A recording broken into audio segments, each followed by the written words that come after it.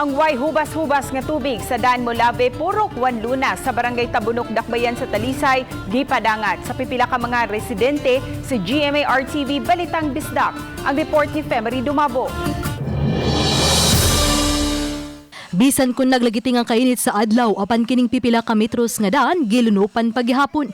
Si Jendel Patling raw nagpatabang sa GMA-RTV Balitang Bisdak kay ang prating ito mga tubig baha niabot na sa ilang tugkaran. Labi na ako, walay taas ang amuha, nagkusog kaayo na mga gisakyan na mamnom. Mo expose magyud na yang baho.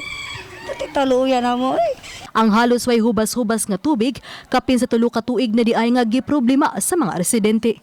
Tungod kini sa problemado nga drainage system sa usa ka subdivision sa maong lugar.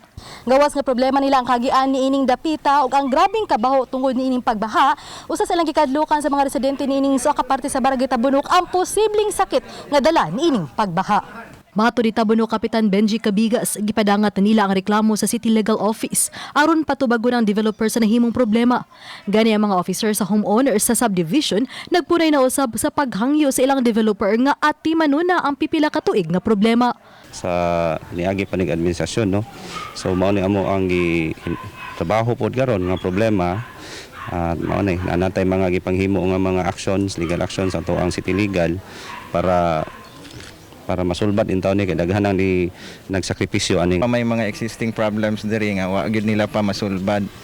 So ni promise sila to communicate with us within the week, siguro by tomorrow amo silang tawagan na sagbalik kung unsay ilahang action plan. Ang barangay dali nga nitubag sa problema pinaagi sa pagpasuyop sa tubig gamit ang submersible water pump sa barangay.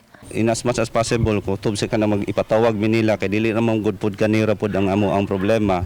So naara gyud mi ining once ilaming ipatawag usa pod gyud na ang among request hopefully nga himuon gyud ning action sa developer kay mahakbong man gyud ning back job nila nga trabaho, sila may nagtrabaho ani. Nagpalit mi og amo ang kaugalingong pump although gamay ra gyud siya, it will take us mga around 2 hours para makuha ning tubig niya. After amo lang gi-elevate ang amo ang drainage diri kay hugaw na magyug kayo musod niya and also makakosad siya og kanang mga disgrasya na daghang mga umo diha.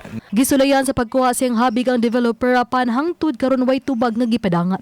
Hinon mato ni Kap Cabigas nga sa pag-follow up niya sa City Legal Office, gingong ni pasalig ang developer nga sugdan ning simanaha ang pagpatrabaho sa maong drainage system. Uban ni Renante Quiñones, ako si Femery Dumabok. Balitang Bisdak.